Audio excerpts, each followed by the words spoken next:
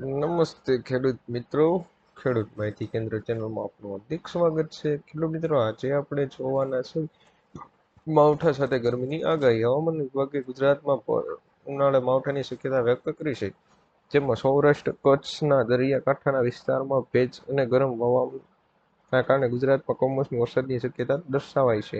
જ્યારે ગઈકાલે ઉત્તર ગુજરાતમાં વાદળછાયા વાતાવરણ વચ્ચે ગરમી વધી હતી. આગામી 10 થી 12 એપ્રિલ સુધી ઉત્તર ગુજરાતમાં કમોસમી વરસાદની શક્યતા હવામાન વિભાગે દર્શાવી હતી.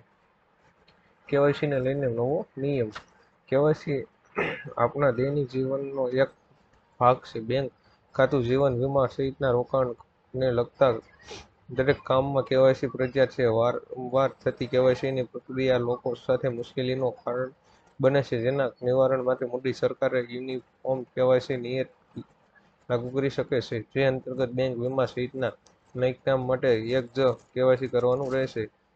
એફએસડીસીએ નાણાકીય ક્ષેત્રમાં એક સમાન કેવાયસી લાગુ કરવા સરકારને પ્રસ્તાવ મૂક્યો છે. ખેડૂતોને ઘર બેઠા 42,000. જે ખેડૂતોએ આ બે યોજનાઓમાં જેમ કે પીએમ કિસાન યોજના અને પીએમ માનધન યોજનામાં રજીસ્ટ્રેશન કરાવેલું હશે, તો તેવા ખેડૂતોના ખાતામાં વર્ષે 42,000 રૂપિયા ઘરે બેઠા બેઠા આવશે. સરકાર પીએમ કિસાન યોજનાના અંતર્ગત દર વર્ષે 6,000 રૂપિયા ખેડૂતોના ખાતામાં નાખે છે. ત્યારે કિસાન યોજનાના લાભાર્થી જો પીએમ માનધન યોજનામાં ફોર્મ ભરે છે, તો તેમને 60 વર્ષની ઉંમર પછી દર વર્ષે 36,000 રૂપિયા મળે છે. આ બંને યોજનાઓ થઈને ખેડૂતોને ઘર બેઠા 42,000 રૂપિયા સહાય આપવામાં આવે છે. ખેડૂતો ચૂંટણી પહેલા 5 મોટી ગેરંટી. ખેડૂતો માટે. જે ખેડૂતો લડી રહ્યા છે એમએસપી કે જે ટેકાના ભાવ માટે લડી રહ્યા છે, તેવા સ્વામીનાથન ફોર્મ્યુલા આપવામાં આવી રહી હતી. ખેડૂતો માટેની સૌથી મોટી અને મહત્વની આ ફોર્મ્યુલા છે. અને ફોર્મ્યુલા અંતર્ગત ટેકાના ભાવ નક્કી કરવામાં આવશે તેવી ગેરંટી આપવામાં આવી છે. ખેડૂતોના દેવા માફ કરવા અને દેવા માફીની રકમ નક્કી કરવા માટે એક સ્થાયી કૃષિ દેવા માફી કમિટી રચના કરવામાં આવશે અને ખેડૂતોનું કેટલું દેવું માફ કરવું, કેવી રીતે માફ કરવું, ક્યારે અને કેટલી વાર માફ કરવું એ માટેની એક ખાસ કમિટી બનાવવામાં આવશે. જો આવનારા સમયમાં કોંગ્રેસની સરકાર બનશે, તો ખેડૂતો માટે એક ચોક્કસ આયોગ બનાવવામાં આવશે, જેમાં દર વખતે જ્યારે જ્યારે જરૂર પડે ત્યારે ખેડૂતોનું દેવું માફ કરવામાં આવશે. મોદી સરકારે લીધી ખેડૂતો લક્ષી નિર્ણય.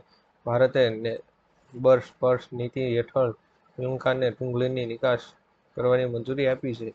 આ ઉપરાંત સંયુક્ત આરબ અમીરાત યુએઈને 10,000 મેટ્રિક ટન ડુંગળીની સપ્લાય કરવાની પણ મંજૂરી આપવામાં આવી છે. જ્યારે હાલમાં જ રિઝર્વ બેંક આ શંકા વ્યક્ત કરી કે આવનારા સમયમાં ભારતમાં શાકભાજીના ભાવમાં વધારો થઈ શકે અને જણાવી દઈએ કે ભારત પોતાની ક્ષેત્રની સંબંધોને મજબૂત કરવા માટે પણ આ પગલું ઉઠાવી રહ્યું છે.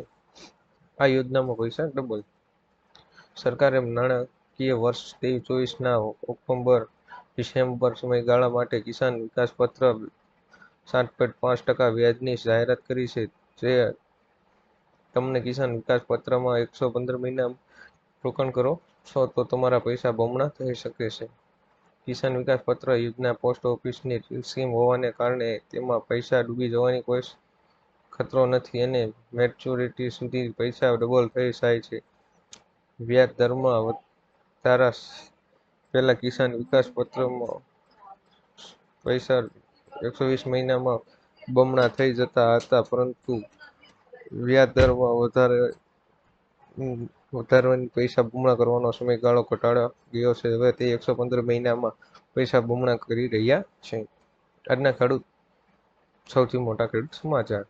મહુવા માર્કેટ યાર્ડમાં સફેદ ડુંગળીની 1,52,545 કટ્ટાની આવક થઈ હતી અને સફેદ ડુંગળીના ભાવ 200 રૂપિયાથી લઈને 270 રૂપિયા સુધીના બોલાયા હતા. આ સિવાય માર્કેટ યાર્ડમાં લાલ ડુંગળીની 24,456 કટ્ટાની આવક નોંધાઈ હતી, જેના પ્રતિ એક મણના નીચા ભાવ 100 રૂપિયાથી લઈને 335 રૂપિયા સુધીના ભાવ નોંધાયા હતા.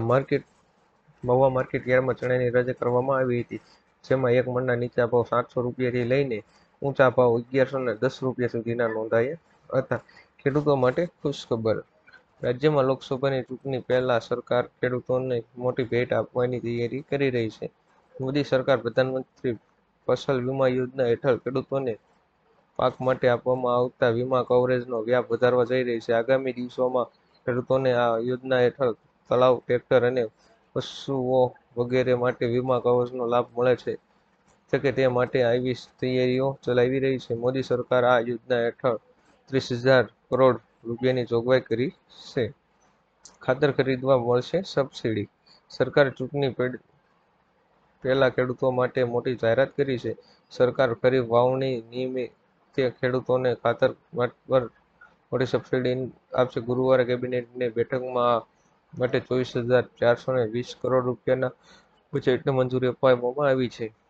સરકારનું કહેવું છે કે ખેડૂતો દ્વારા ઉપયોગમાં લેવાતું મુખ્ય ખાતર ડીએપી 1,350 રૂપિયા પ્રતિ ક્વિન્ટલના ભાવે મળતું રહે. 1 એપ્રિલ 2023 થી 30 સપ્ટેમ્બર સુધી પીએનકે ખાતરો પર સબસિડી ઘટાડવાનો કોઈ ઉલ્લેખ નથી. સોના ચાંદીના ભાવમાં ઉછાળો. સોનાના ભાવમાં જોરદાર ઉછાળો જોવા મળ્યો છે. 10 ગ્રામ સોનાની કિંમતમાં 700નો વધારો થયો. તે સાથે મુંબઈમાં 22 કેરેટ સોનાની કિંમત 65,750 રૂપિયા પ્રતિ 10 ગ્રામ પર પહોંચી છે, જ્યારે 24 કેરેટ 10 ગ્રામ સોનાની કિંમત 71,000 રૂપિયા પ્રતિ 10 ગ્રામ છે. દિલ્હીમાં 22 કેરેટની કિંમત 65,900 રૂપિયા અને 24 કેરેટની કિંમત 71,244 રૂપિયા થઈ ગઈ છે. ખાસ કે રાજ્ય કર ઘટાડામણ અને એક્સાઇઝ ડ્યુટીના કારણે આખા દેશમાં સોનાની કિંમતમાં ફેરફાર થયો છે. ખેડૂત મિત્રો, અવનવા વિડીયો જોવા માટે અમારી ચેનલ ખેડૂત માહિતી કેન્દ્ર ચેનલને સબસ્ક્રાઇબ કરો, શેર કરો અને લાઇક કરો કે આપ સુધી અમારા અવનવા વિડીયો પહોંચતા રહે.